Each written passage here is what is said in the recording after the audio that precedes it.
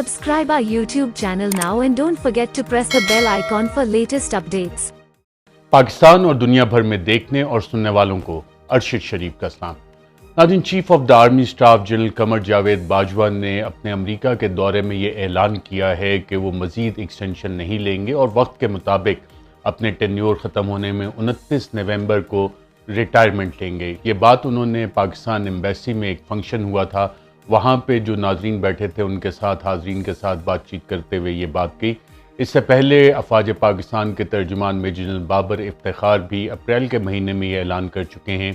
कि chief of the army staff general Qamar Javed Bajwa ना मज़ीद एक्सटेंशन के ख्वाह है, ना वो मज़ीद एक्सटेंशन लेंगे। अब 29 नवंबर को आर्मी चीफ ने खुद ऐलान किया है कि वो रिटायर हो जाएंगे। तो इस हवाले से ये सवाल बिल्कुल अब रेजोनेट करेगा कि नए आर्मी चीफ की जो अपॉइंटमेंट है, जैसे इमरान खान ने कहा, क्या वही शहबाज शरीफ करेंगे जो उस दिन वज़ीर आज़म बने जिस दिन इन पे मनी लॉन्ड्रिंग के केस में फ़र्द जुर्म आयद होनी थी? पाकिस्तान डेमोक्रेटिक मूवमेंट की हुकूमत करेगी या कि केयर टेकर सेटअप करेगा? और इमरान खान ने जो इस हवाले से सवाल उठाया था वो इंतहाई लॉजिकल सवाल था कि कंट्रोवर्शियल हुकूमत जब ये अपॉइंटमेंट करेगी तो इस पे इदारे पे कोई फ़र्क आएगा या नहीं आएगा, और उस इदारे की साख को बचाने की खातिर ये ज़रूरी है कि केयर टेकर सेटअप आए और वो अपॉइंटमेंट करे, और जिसको मर्ज़ी अपॉइंट करे उससे इदारे की साख जो है वो मज़ीद मुतासिर नहीं होगी। क्योंकि पिछले चंद माह में जब से ये हुकूमत आई है, ख़ास तौर पे अप्रैल से और उससे पिछले चंद माह में जितने भी हालात और वाक़यात हुए उससे बहुत सारे सवालात उठ चुके थे।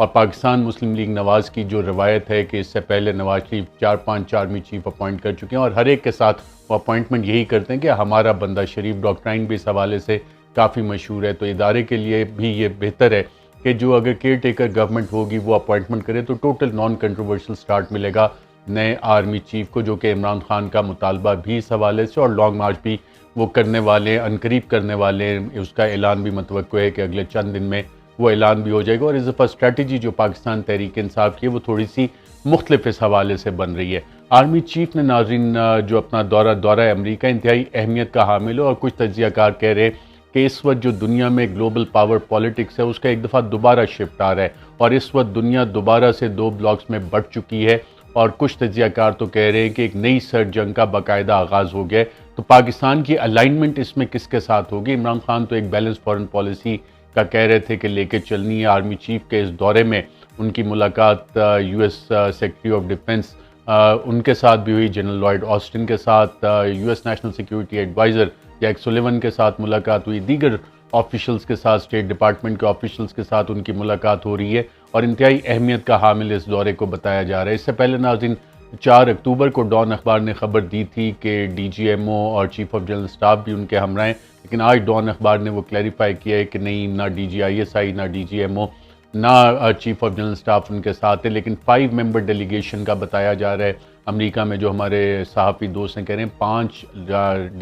5 अफराद का डेलीगेशन जनरल बाजवा के साथ है, सीनियर मिलिट्री ऑफिशल्स का, लेकिन ये अभी तक नहीं बताया जा रहा कि कौन कौन से मिलिट्री ऑफिशल्स इस दौरे पे। इसी फंक्शन में जो पाकिस्तान एम्बेसी में हुआ, जनरल बाजवा ने बातचीत करते हुए एक बात की कि फ़ौज को हमने सियासत से दूर कर लिया है। अब ये बयान जिस तरह से नाज़रीन रिपोर्ट हुआ है कि फ़ौज को सियासत से दूर कर लिया है, तो ये इंडिकेशन भी है कि माजी में फ़ौज सियासत में इन्वॉल्व रही है, और इसका रिस्पॉन्सिबल कौन है? क्योंकि आईन पाकिस्तान के मुताबिक जो अफवाज पाकिस्तान का रोल है वो पाकिस्तान के दिफा का है, पाकिस्तान की सिक्योरिटी का रोल है, और पाकिस्तानी कौम हमेशा इस किरदार को जो पाकिस्तान को महफूज करने का है, अपने जवानों को, अपने भाइयों को हमेशा खराज तहसीन पेश करती है। जब सवालात उठते हैं तो वो सवालात इसी वजह से उठते हैं कि जब पॉलिटिक्स के अंदर चंद अफराद उसमें मुलव्विस होते हैं, पॉलिटिक्स को मैन्यूवर करने की कोशिश करते हैं, इदारों की शील्ड को इस्तेमाल करते हैं, और फिर सवालात उठते हैं, पूरे माशरे को इसके असरात का सामना करना पड़ता है। और आज अबूज़र सलमान न्याजी में उनकी ट्वीट देख रहा था, उन्होंने जो ट्वीट की उसमें उन्होंने एक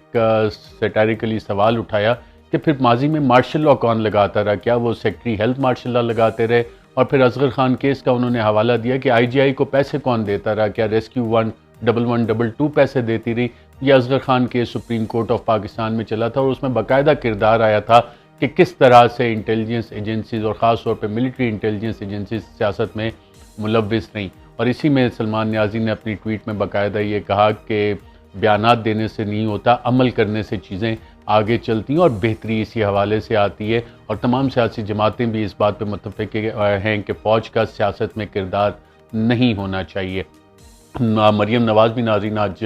لندن کے لیے روانہ ہو گئی ہیں براستہ قطر، دوحہ قطر کے، اور میاں نواز شریف بھی وہاں پہ۔ تو اب سوال یہ ہے کہ کیا یہ فیصلہ میاں نواز شریف کریں گے، کیونکہ جتنی بھی آڈیو لیکس اس حکومت کی ابھی تک سامنے آئی ہیں اس سے تو یہی بڑا واضح ہو رہا ہے کہ فیصلے لندن میں ہو رہے ہیں، میاں نواز شریف یہ فیصلے کر رہے ہیں۔ تو کیا آرمی چیف کی اپوائنٹمنٹ کا فیصلہ بھی ایک ایسی شخصیت کریں گے جن کی ابھی تک کنوکشن اوورٹرن نہیں ہوئی ہے؟ اور مریم نواز نے پریس کانفرنس میں کہا اس کا راستہ بھی تیار ہے، it's only a matter of time, کہ جب اپلیکیشن موو کریں گے تو میاں نواز شریف، جن کو کہ سپریم کورٹ آف پاکستان نے کہا کہ یہ صادق اور امین نہیں ہے، گاڈ فادر، سسلین مافیا کے الفاظ بھی استعمال ہوئے ججمنٹ میں، ہیئرنگز کے دوران، اور اس کے بعد پورا ایک جے آئی ٹی کا پروسیس چلا، اکاؤنٹیبلٹی کورٹ کی کنوکشن ہوئی، اور پچھلے 6 ماہ میں جس کو عمران خان کہتے ہیں NRO 2، اس کے تحت نیب قوانین بھی ترمیم کیے گئے، اور نیب قوانین میں جو ترمیم کی گئی اس سے باقاعدہ ایک بینیفٹ دیا گیا نہ صرف شریف خاندان کو بلکہ دیگر جتنے لوگوں کے اوپر اس حوالے سے مقدمات قائم تھے، کرپشن کے مقدمات قائم تھے۔ اور عمران خان کی ایک پٹیشن اس وقت سپریم کورٹ آف پاکستان میں لگی ہوئی ہے جس میں انہوں نے نیب قوانین میں ان امینڈمنٹس کو چیلنج کیا ہے، اور اس حوالے سے جو honourable chief justice supreme court of Pakistan کے عمر عطا بندیال اس کیس کو ٹیک اپ کریں گے، اور ڈے ٹو ڈے ہیئرنگ کا بھی انہوں نے عندیہ دیا ہے۔ اب آرمی چیف نے ناظرین جو بیان اس حوالے سے دیا ہے کہ وہ ریٹائر ہو رہے ہیں، تو یہ سوال بھی یقیناً آئے گا کہ اگلا آرمی چیف کون ہوگا۔ اس حوالے سے سینیورٹی لسٹ جو ہے، اور جو پروفائل میں اپنے ایک پچھلے ولاگ میں ساری چیزیں بتا چکا ہوں، تو اگر آپ دیکھنا چاہیں تو اس میں بھی تفصیلات دیکھ سکتے ہیں۔ اس وقت جو ٹاپ پہ ہیں وہ جنرل عاصم منیر ہیں۔ جنرل عاصم منیر اس سے پہلے DG ISI بھی رہ چکے ہیں، کور کمانڈر گجرانوالہ بھی رہ چکے ہیں، اور اس وقت کوارٹر ماسٹر جنرل ہیں۔ سورڈ آف آنر بھی ہے ان کو ملی تھی، اور کافی سورڈ آف آنر انہی لوگوں کو ملتی ہے، انہی کیڈٹس کو ملتی ہے جو کہ ایکسیپشنل کوالٹیز ہوں، ان کی لیڈرشپ کی کوالٹیز ہوں، اور جنرل عاصم منیر نے اپنے کیریئر میں یہ ثابت بھی کیا ہے۔ حافظ قرآن بھی ہیں، انتہائی قابل افسر ہیں، اور انتہائی شریف انسان ہیں، شریف النصف انسان ہیں۔ بطور DG MI بھی جو انہوں نے کام کیے پاکستان کو محفوظ کرنے کے لیے، دہشت گردی کے خلاف جو پاکستان کی کارروائیاں ہیں اس حوالے سے جو انٹیلیجنس سیٹ اپ تھا اس کی کافی زیادہ کنٹریبیوشن، اور خاص طور پہ جو ایکسٹرنل اینیمیز ہیں پاکستان کے، جو ملٹری انٹیلیجنس جب بطور DG MI یہ کام کر رہے تھے تو کافی ساری چیزوں نے انہوں نے انرتھ بھی کی تھی۔ اس کے بعد ناظرین نمبر آتا ہے جنرل اظہر عباس کا، جو اس وقت چیف آف جنرل سٹاف ہے۔ انتہائی اہم پوزیشن ہے چیف آف جنرل سٹاف کی، جس میں ملٹری انٹیلیجنس بھی ان کو رپورٹ کرتی ہے، ISPR بھی ان کو رپورٹ کرتا ہے، اور اس سے پہلے کور کمانڈر پنڈی بھی رہ چکے ہیں، اور پاکستان بھارت کے خاص طور پہ جو تعلقات ہیں اس حوالے سے کافی گرفت ہے ان کی معاملات پہ، اور جنرل راحیل شریف کے پرائیویٹ سیکرٹری کے طور پہ بھی انہوں نے کام کیا ہوا ہے۔ جنرل اظہر عباس کے بعد ناظرین، بلکہ ان سے پہلے نمبر آتا ہے سینیورٹی لسٹ میں، کیونکہ ایک ہی بیچ کے لیفٹیننٹ جنرل ساحر شمشاد کا۔ لیفٹیننٹ جنرل ساحر شمشاد کا ایک بہت السٹریس کیریئر ہے، اس وقت بطور کور کمانڈر راولپنڈی اپنی خدمات انجام دے رہے ہیں، اور اس سے پہلے چیف آف جنرل سٹاف بھی رہ چکے ہیں، ڈائریکٹر جنرل ملٹری آپریشنز بھی رہ چکے ہیں،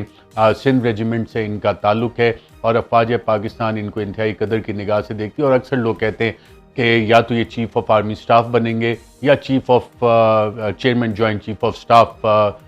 بنیں گے، اور جو بھی ان کا کیریئر ہے اس حوالے سے جو ود ان دا رینکس ہے یہ والی چیز، جتنے بھی ان کے کولیگز وغیرہ ہیں وہ یہی بات ان کے حوالے سے بتاتے ہیں۔ اس کے بعد ناظرین جنرل اظہر عباس کا میں آپ کو بتا چکا، اس کے بعد نام آتا ہے لیفٹیننٹ جنرل فیض حمید کا۔ لیفٹیننٹ جنرل فیض حمید اس وقت کور کمانڈر بہاولپور ہے، اس سے پہلے کور کمانڈر پشاور رہے ہیں، اس سے پہلے بطور director general inter services intelligence رہے، ایڈجوٹنٹ جنرل بھی رہ چکے ہیں پاکستان آرمی کے، اور DGC بھی رہ چکے ہیں ISI میں۔ اور جنرل فیض حمید کے بارے میں کہا جاتا ہے کہ بالکل ہینڈز آن ہے، اور کوئی بھی کام اگر کسی اور سے نہ ہو رہا ہو تو جنرل فیض حمید اپنی پرسنل انٹرونشن سے اور اپنے ایکسپیرینس سے خود انٹروین کر کے وہ والے معاملات حل کرواتے ہیں۔ ان کے بعد ناظرین نام آتا ہے لیفٹیننٹ جنرل محمد عامر کا۔ لیفٹیننٹ جنرل محمد عامر اس وقت کور کمانڈر گجرانوالہ ہیں، اس سے پہلے ان کی جو تعیناتی رہی انتہائی اہم پوزیشنز پہ تعینات رہے، ملٹری سیکرٹری بھی رہے ہیں سابق صدر آصف زرداری کے، اور بلکہ ان سے پہلے نام آتا ہے لیفٹیننٹ جنرل نعمان محمود کا۔ لیفٹیننٹ جنرل نعمان محمود اس وقت پریزیڈنٹ نیشنل ڈیفنس یونیورسٹی ہیں، کور کمانڈر پشاور بھی رہ چکے ہیں، اور DG انالیسز ISI میں بھی سرو کر چکے ہیں۔ اتنا زیادہ ان کا میڈیا میں ذکر نہیں آتا رہا، اور اپنے آپ کو انہوں نے تھرو آؤٹ نان کنٹروورشل رکھنے کی کوشش کی ہے، زیادہ لائم لائٹ میں بھی نہیں آتے. تو یہ تو ناظرین لائن اپ ہے کہ ان میں سے کون نیا آرمی چیف بنے گا. خواجہ آصف اس حوالے سے کہہ چکے ہیں کہ نون لیگ میں اس وقت سوچ یہ ہے کہ جو ٹاپ پوزیشنز ہیں میرٹ پہ سینیورٹی اس حوالے سے ہی تعیناتی کر دی جائے. لیکن شاہد خاقان عباسی نے اس میں کنٹروورسی ایڈ کی جب انہوں نے یہ بیان دیا میڈیا پہ کہ لازمی نہیں ہے کہ سینیورٹی بیسس پہ ہی اپوائنٹ کیا جائے. تو نون لیگ اس حوالے سے ناظرین ابھی سوچ رہی ہے کہ انہوں نے کیا کرنا ہے کیا نہیں کرنا. لیکن میری اطلاعات یہ ہیں جو چند اہم ذرائع سے میری بات چیت ہوئی کہ انسٹیٹیوشن میں یہ فیصلہ ہو چکا ہے، جو ریکمنڈیشن ہے اور جو نئے آرمی چیف جنہوں نے بننا ہے، جو نئے chairman joint chief of staff جنہوں نے بننا ہے، ان کو انٹرنلی یہ اطلاعات موصول ہو چکی ہیں، ان کو کنوے کیا جا چکا ہے. اور نئے آرمی چیف کے آنے کے حوالے سے کچھ پوسٹنگ ٹرانسفر جو ہے اس کا سلسلہ بھی شروع ہو چکا ہے. ایک دو تعیناتیاں ہوئی ہیں جو کہ نئے آرمی چیف کے قریب سمجھے جانے والے لوگ ہیں، ان کی تعیناتیاں آلریڈی انسٹیٹیوشن میں ہونا شروع ہو گئی ہیں. کچھ اور لوگ ہیں وہ اپنی پوسٹنگ ٹرانسفرز کے حوالے سے جو ٹرانزیشن ہوگی، چینج آف کمانڈ ہوگی، اس حوالے سے آلریڈی ایم ایس برانچ کے ساتھ رابطے میں ہیں، اپنے کولیگز کے ساتھ رابطے میں کہ جناب مجھے کوئی فورن پوسٹنگ دے دو تو میں باہر جانا چاہتا ہوں. یہ کافی سارے کام بھی اس میں شروع ہو گئے. ایک اور ناظرین ابھی آنے والے دنوں میں آپ کو خبر ملے گی کہ کچھ پروموشنز ہوئی ہیں افواج پاکستان میں،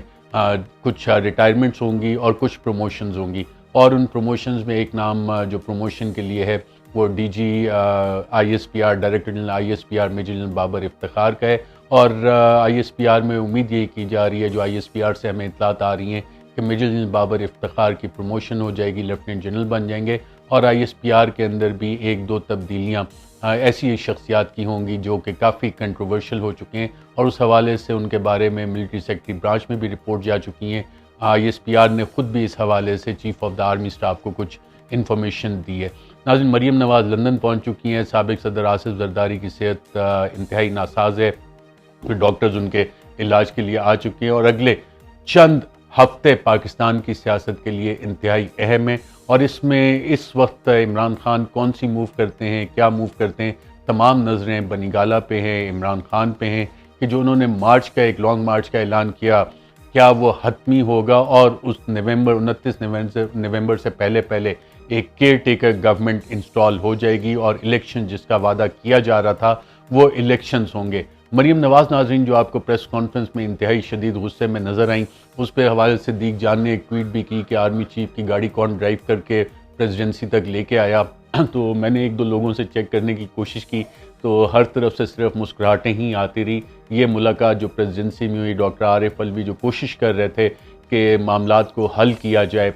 کچھ کشیدگی کو کم کیا جائے، اس حوالے سے نون لیگ کے پاس جو اس وقت اطلاعات ہیں ان میں انتہائی نون لیگ کے کیمپ میں انتہائی پریشانی ہے. اپنا خیال رکھیے گا ناظرین، مجھے دیجیے اجازت. اللہ حافظ. Subscribe our YouTube channel now and don't forget to press the bell icon for latest updates.